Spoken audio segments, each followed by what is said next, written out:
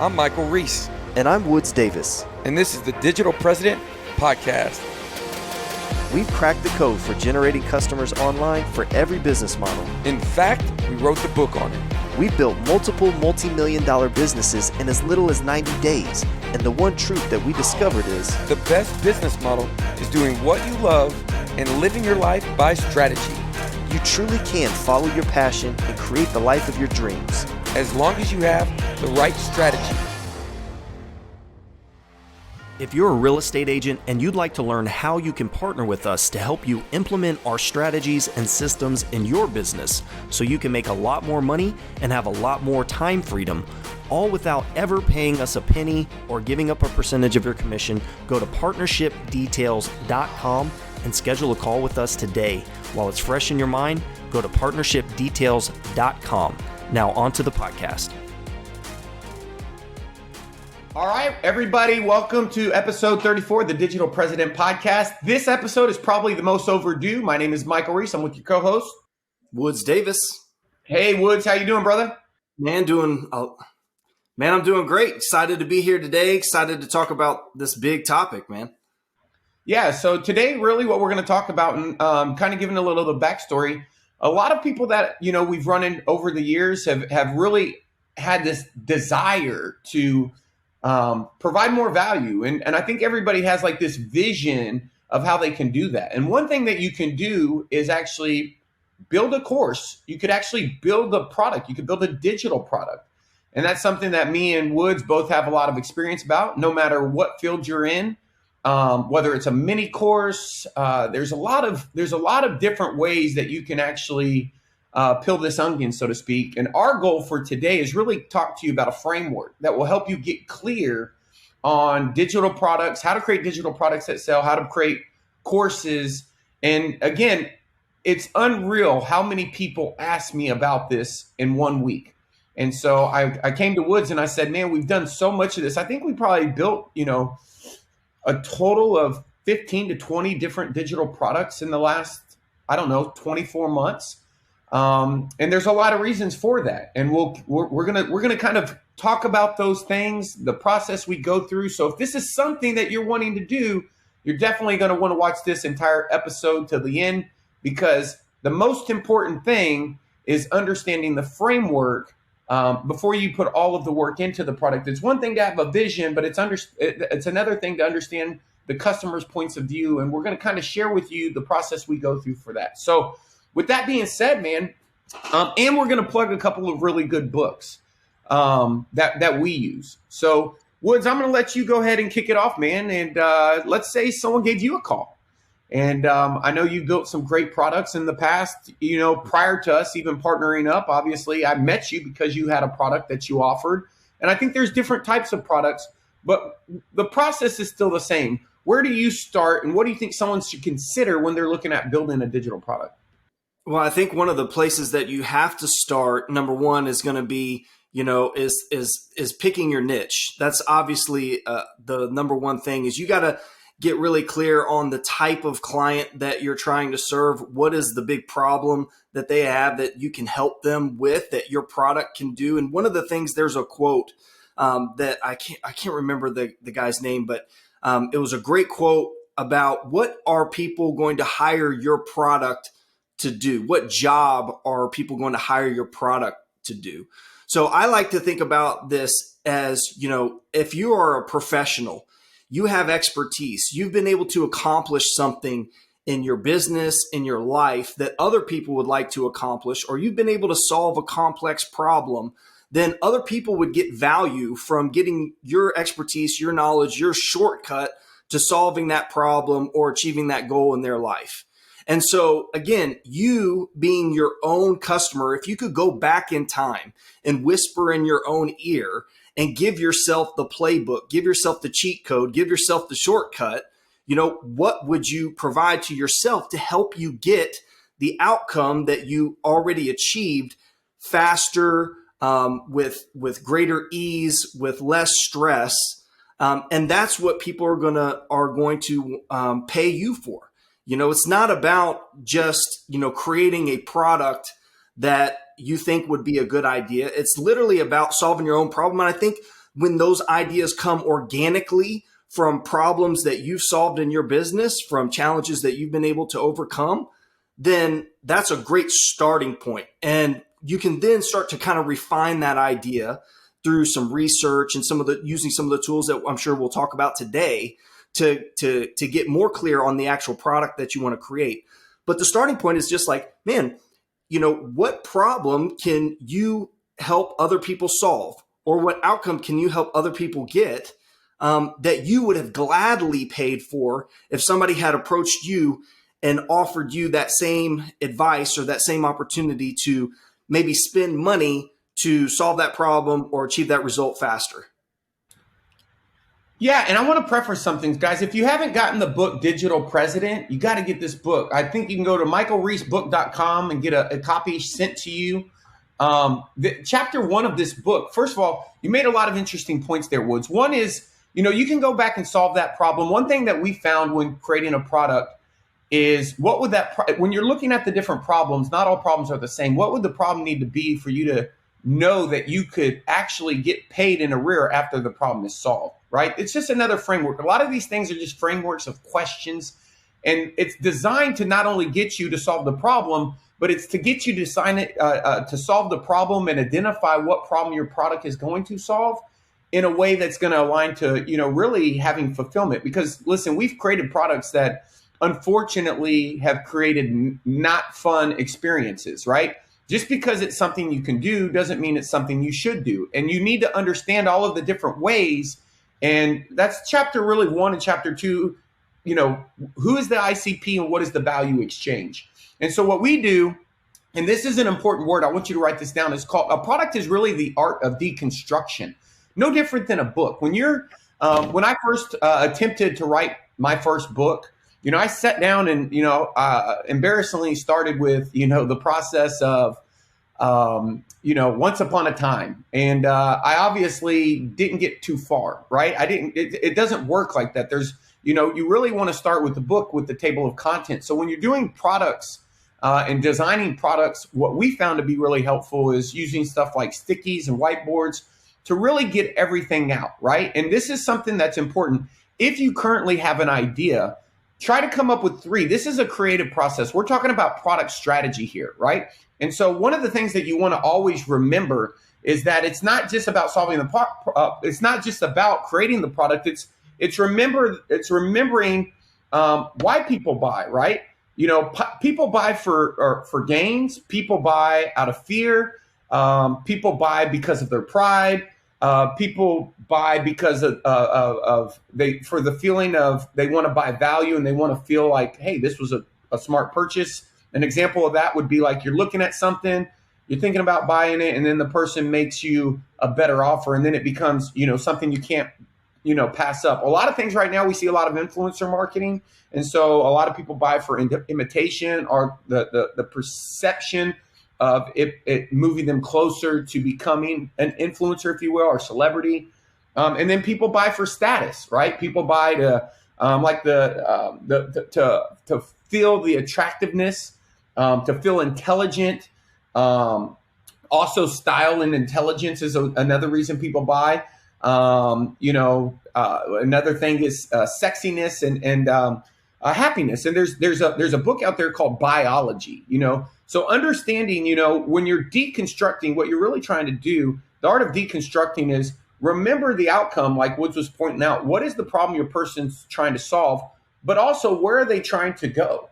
And what are they trying to accomplish? And then what are all of the obstacles on the way that they're going to need to accomplish in order to get there, right? So an example would be, again, I'm just giving this as an example, but let's say a book. A book is a product.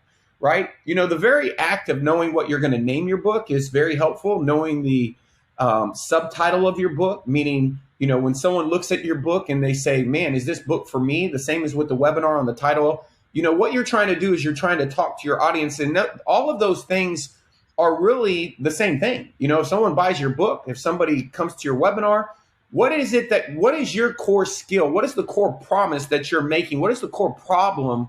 Is how we refer to it in the book. What is the core problem that you solve for your customer? And if you can figure that out, And again, when you do figure that out, don't go with your first instinct. Really try to get all of the things out. And then when you can find out the problem and you can find out the solution to the problem, when you really can get into the desired outcome that person is trying to achieve, the next thing that you're going to want to do is you're going to want to identify those big steps, those big obstacles that a person has to overcome in order to get there. So an example would be, let's say someone wants to get into investment property, and maybe you have a course that helps them buy their first investment property. One of the things that you're going to have to decide, is it their first investment property? Is it their first commercial investment property? Is it a multifamily? Because again, not only are you now competing in the purchasing of real estate as an investment, you're going to have a kind of what they would refer to as a tilt, or you're going to have what we would refer to as differentiation. What makes your product different than somebody else's? And so those are a lot of things that you're wanting to consider. At the end of the day, what you're trying to do is, again, remember what that promise is that you're making to the customer and how you're going to help somebody achieve that and do it in a differentiated way. So once you've got the problem established, maybe we could unpack a little bit about, the actual steps and outlining the actual, course or the actual pieces of the digital product that would help them get to that end result. I definitely agree that identifying that main thing is the number one thing that you can do, because it's definitely going to impact too. It's going to impact the type of clients that you want to work with. Obviously, somebody who's buying their first investment property is going to be at a level of skill, a level of professionalism, maybe, just they're kind of more at a beginner's level, versus somebody who's looking to acquire, their 10th, or who's looking to maybe move up from residential investing into commercial investing. So there's going to be, some baseline assumptions that you're going to have based on the type of client that you even want to work with, that you want to serve, based on what the promise is and what you're trying to help them overcome. And one of the things that we've discovered is that even though you can help people at different stages, you have to kind of find your sweet spot and the type of client that you want to help, the type of people that you want to work with. And so for us, even though it can be tempting to want to help a broader base of people, maybe by focusing on the beginner level, that might not always be the best way to start, because those people are going to require a little more hand holding. They're going to have a lot more questions. You cannot make assumptions that they already have a baseline level of knowledge and skill. And so they might require a little more work on your behalf in order to make sure that they get the end result. Because ultimately, when you create a product, the goal is to get them to an end result. If people do not get the result that your product promises, then it's going to be a nightmare experience for you, because, just people are not going to be happy. You're going to refund those people, and ultimately it's not going to be a fun experience. Whereas on the other hand, if you choose the right people, the right problem, it's going to be really great, because you create something that scales infinitely, that usually has zero overhead in order to fulfill, or very little overhead to fulfill, which allows you to just free up a lot of money to invest into marketing, which helps grow your personal brand. And it really helps you become what we call as the digital president. We wrote the book about it, right? But maybe, Michael, we could start to unpack again. Let's say we've identified, the problem, we've identified the person that we want to serve. What are the steps to help them get there, and how do we, maybe we can unpack how you get people to the desired outcome with your product. So yeah, and that's what we do. We do that all the time. I mean, we identify, that process, and then those steps that they have to go through in order to get there. That's the art of deconstruction. That's probably the biggest takeaway, again, that I could provide, that was helpful for me. If I had a product and I was creating a product to teach people how to create a product, the exercise that I found the most value in was actually saying, okay, here's where my person is, and here's where they're trying to go, right? And so I think you made also a couple other points is I want to give an example here. Like, if you were creating a product, this is an example for you guys to know based upon where we are right now in the conversation, is let's say I was creating a YouTube product, right? I could create a YouTube product on how to launch your channel, how to get your first 10,000 subscribers. I could create a product on a YouTube for providing editing services. I could create a product on YouTube for coaching and consulting. But again, what you have to do is that when you're making that product, remember that if the value exchange of what they're paying for you is the result of this video, then your bottleneck, I'm just telling you from experience, is going to be getting them to shoot videos. If your product is helping them design and come up with the outcome of solving that problem, because a lot of people don't shoot videos because they don't know what to say. So if your product is built around, the top 100 videos for your first year on YouTube, know exactly what to say, everything you need to know on any budget on how to record and to produce, right? Again, and when you're saying that, underlining there, I mean, some people are going to watch this video on YouTube, but it's a podcast, So again, with that product structure, it could be, how to turn them into a podcast to multiply your traffic or whatever it is. The problem with YouTube is, people who went on YouTube, technically guys, listen, it depending on what level you're playing at, it can be a full-time job. I mean, we had this conversation yesterday, and that means you could have multiple people behind the scenes. And now you have to really monetize, because not everybody has the money that they can invest, So a lot of the times when you're working with the customer, one of the biggest things that I've learned was, if you're working with somebody who, and again, this was one of my mentors, he said, I've worked with people to create their first million, and I've worked with people to create their next million. And the context there is, he prefers to work with people that are already on their path to success. They have resources, right? And so, if somebody has resources and they know it's going to be a longer term investment, and they don't need to buy your product and have something happen tomorrow, that is something you need to know in your product creation strategy. What is that value exchange? What is that promise that you're making to that person? If it's the act of actually them saying, man, you know what? I feel so clear. I know exactly what to say. I know exactly what framework. This is what was given to me. That's a completely different thing than having someone's YouTube channel up and running and now at 10,000 subscribers. So I'm just curious, Woods, with you, once you kind of are in this process and you've understood, that process of, you picked out your topic, you know what you're going to do, the promise, exactly the problem you're going to solve. What is the process for you next? Well, the process that I use now is actually the process that you kind of came up with. We were collaborating. What I'd say is you got to determine the steps. We mentioned that earlier, but you really got to determine the steps and the big milestones that are going to help get them from where they are to where they want to be. And usually that's just the process, of deconstruction. The framework that I used to use was I would just try to list them out, like, okay, top to bottom. Okay, step one, let's say, for example, I had a product about short sales, was kind of one of my biggest first product that I scaled nationally.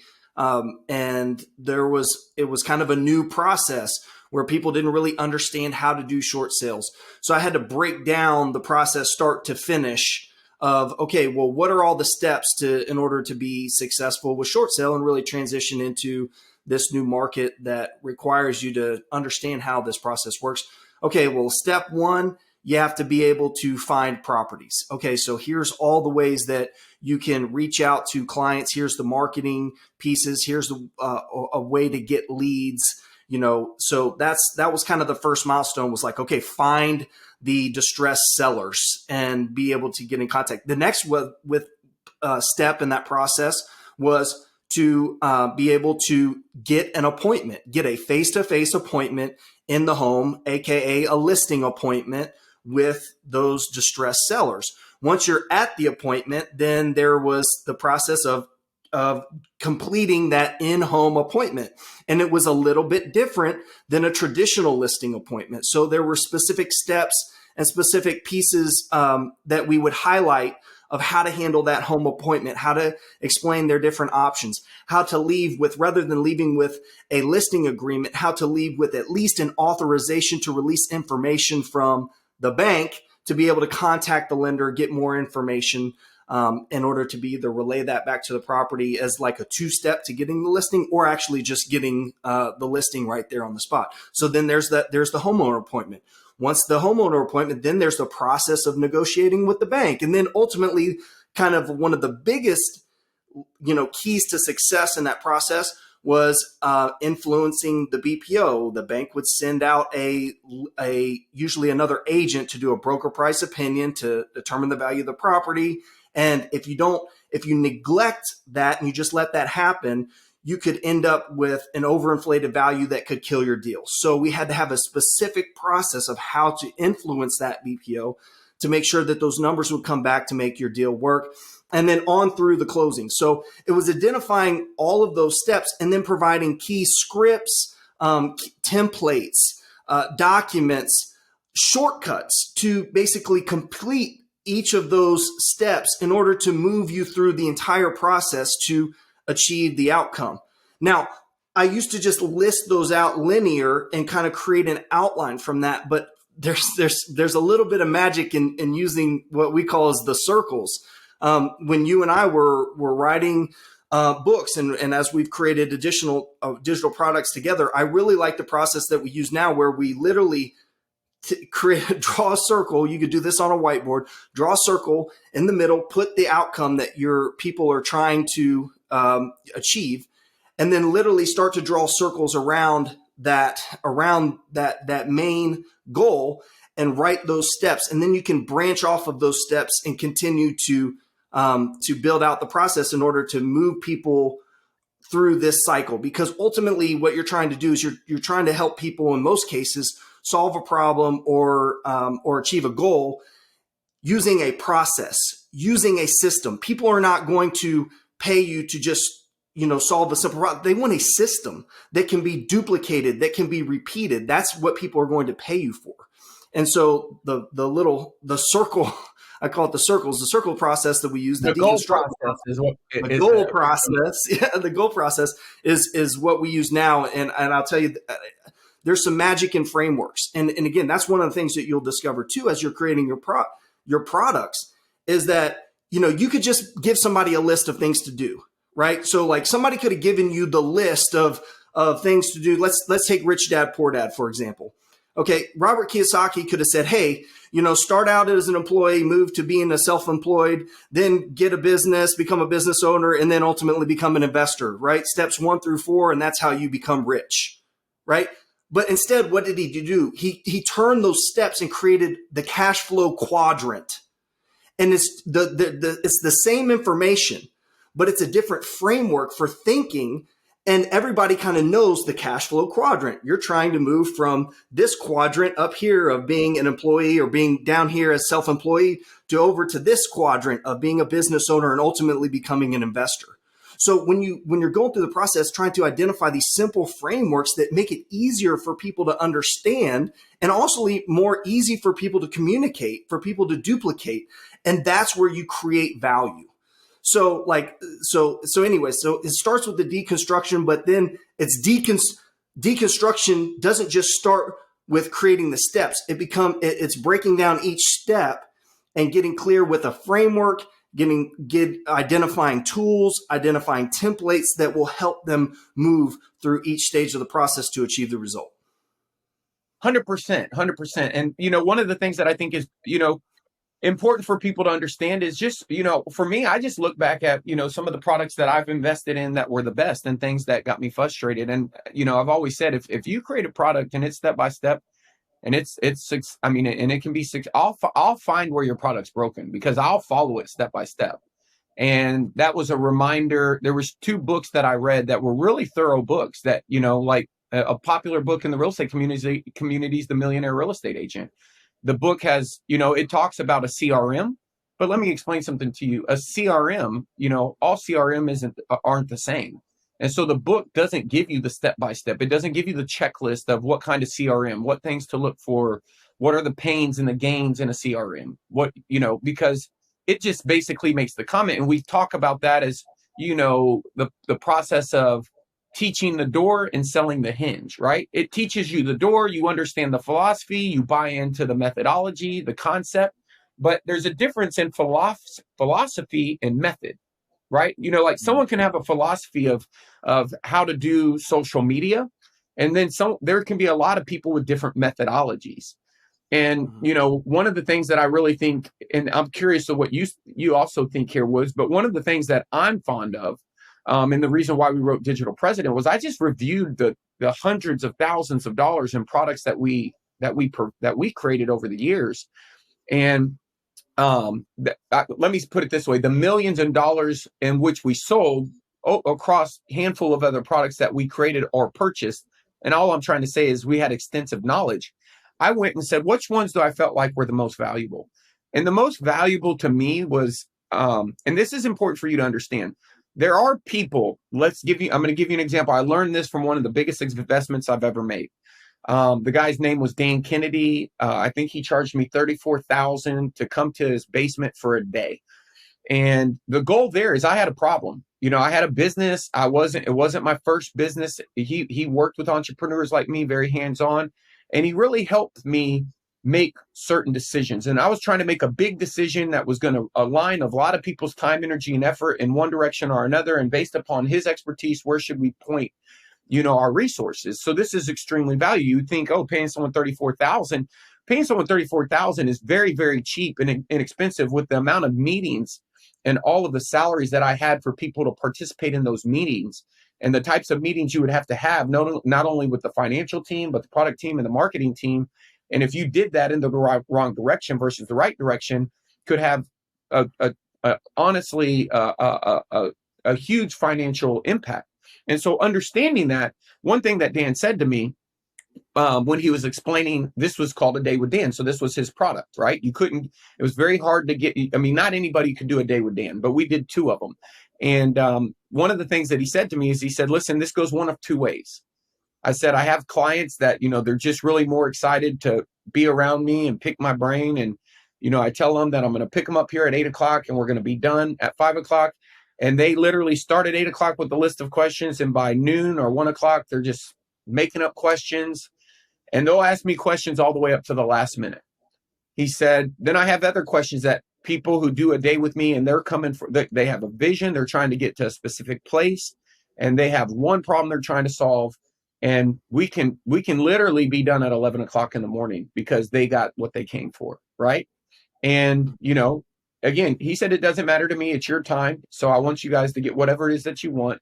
But what I would advise is make sure you get what it is that you want first before you find yourself going down all of these different rabbit holes, because, you're kind of at this guy's house who's a genius in marketing. And, there's a lot of things in the room as far as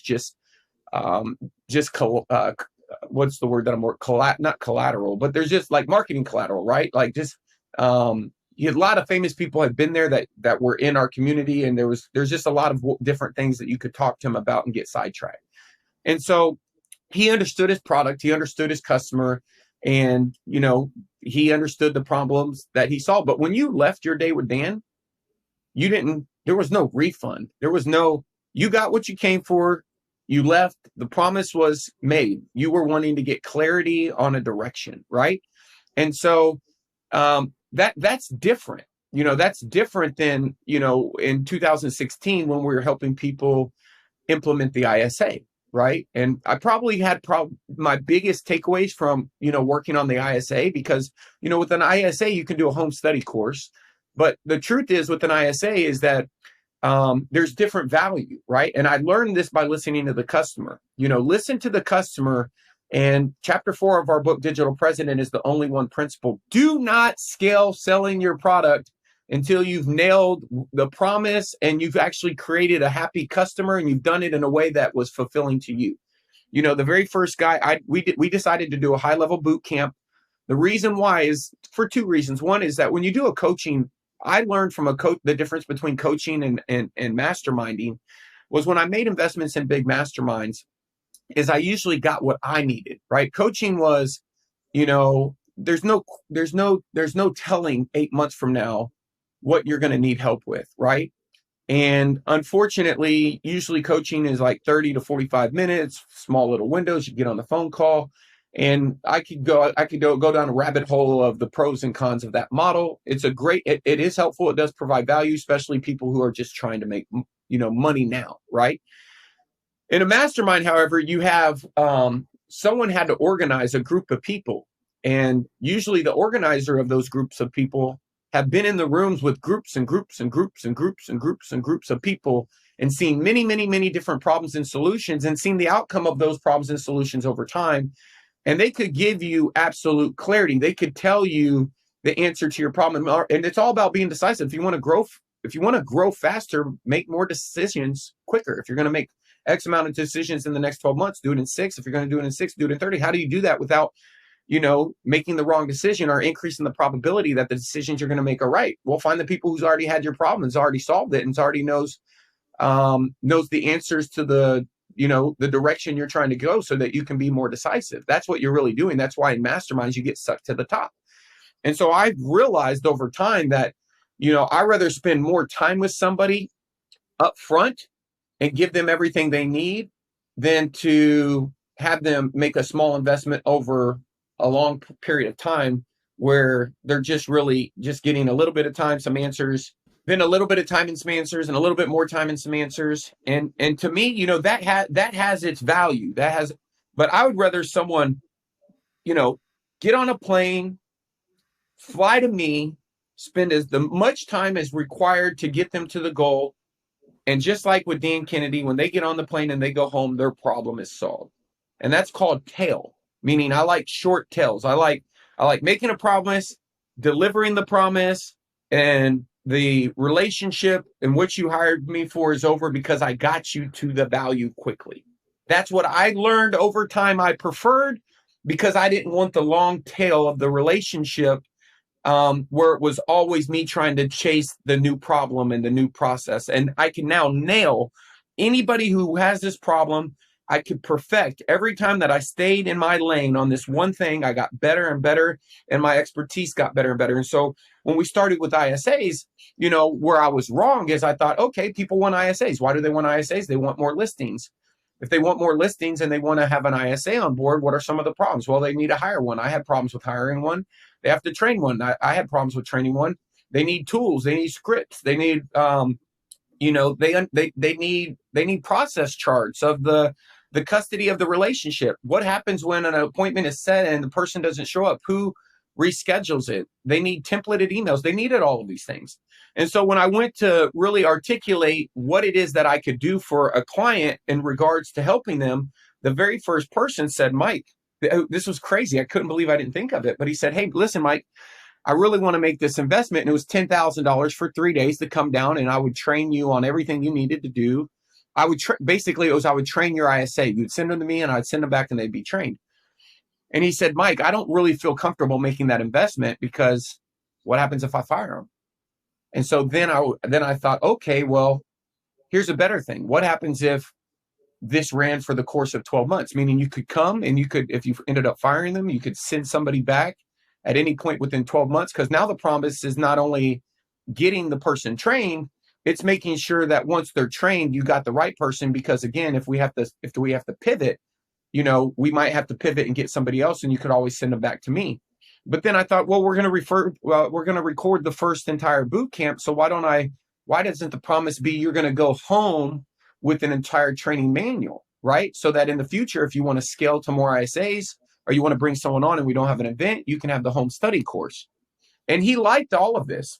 And he said, but then it became very apparent because at that particular time, there was stuff that ISA would have to do that they wouldn't know. And it had a relationship to, if you were doing circle prospecting, if you were calling data, there was other complexities that you had to understand when it came to running the operation and when it came to managing those people, hiring those people, which was outside of the scope of just making sure someone's trained. Making sure someone's trained is not solving the same problem of hiring and finding the right ISA and managing the ISA and things to that nature. And managing an ISA is obviously important for most people, especially when in this particular situation, most of those people are still in production, so they have very limited time to manage them.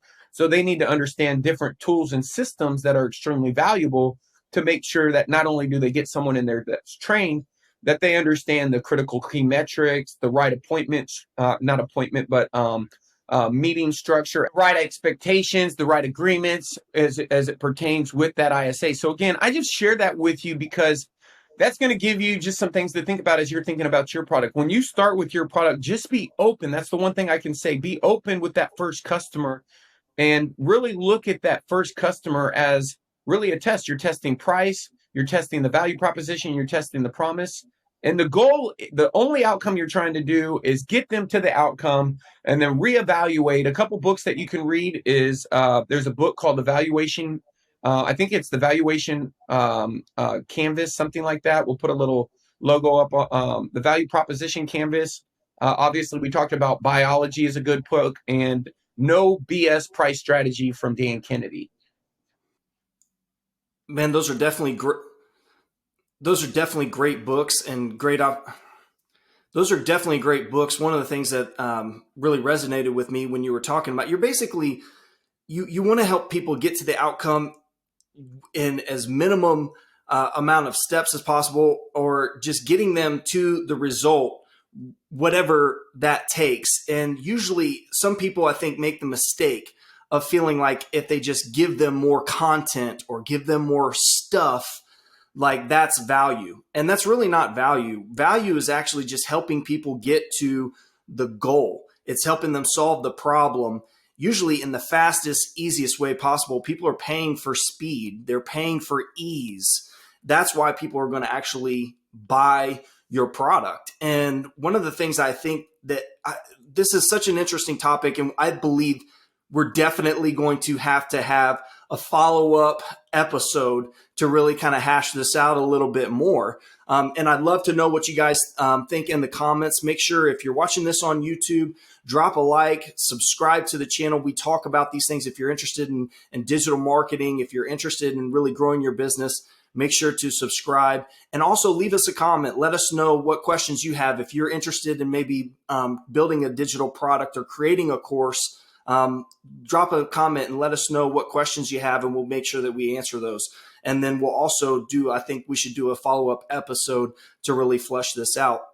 But ultimately, I firmly believe that everyone who is a professional, who has achieved a certain level of success, should create a product. I believe that you should create a system. You should have a business that is system dependent, not just people dependent. And the process that you go through to create a product, it solidifies your systems. It forces you to think through how you do things and perfecting those processes, perfecting those systems, giving those things naming conventions in order to make those things duplicatable, in order to make them easier, which only makes you a better business person.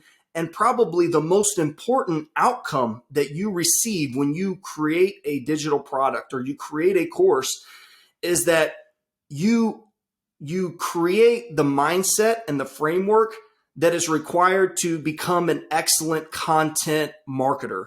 All of the marketing that you want to do for your business can come from your digital product. All of the assets that you create as related to your digital product, whether those are checklists, whether those are scripts, whether those are templates, all of those things now become resources that could be free downloads that you can market. All of the teaching that you do on the topic can be content that you put out into the marketplace for free, which starts to attract people to your business. We're sitting here, giving you free content. We're demonstrating what I'm trying to tell you in the process of educating and trying to give you as much value. When you create value in the marketplace through content, through digital products, your business is going to grow. Money is not real. Money is just a scorecard for value creation. And when you put yourself into a position where you're creating digital products, you're creating courses, you're learning how to create more value for more people. You're learning how to scale what you might be doing just in your business, in your marketplace, to other people. And that value creation, it leads to more value creation in your marketing because you have content that you can give to people for free. You know, if you've struggled with launching a YouTube channel, if you've struggled with creating video or knowing how to start getting into content marketing, well, what should I shoot a video on? Well, heck, let's just start with what you already know, what you're doing that you can use to add value to other people. And again, when you think through a course, a digital course or a digital product, it gives you all of those mental models and it gets your engine stoked for value creation. And at the end of the day, that's all we're trying to do is help more people, create more value in the marketplace. And ultimately, you're going to be compensated for that. Your business is going to grow. So I really enjoyed this conversation. Like I said, Michael, I think that we are probably going to have to drop another episode to really wrap this up. But I'll say that creating digital products has been life-changing for me. I know it has for you as well. We've, been able to sell tens of millions of dollars of things online. And more importantly, the education and experience that we've gained along the way and learning how to, better serve people, how to create more value in the marketplace has been absolutely invaluable. So that's today's episode for the Digital President Podcast. I hope you guys enjoyed this again. If you did, make sure you like, subscribe, leave us a comment. And the best life to live is for sure a life by strategy.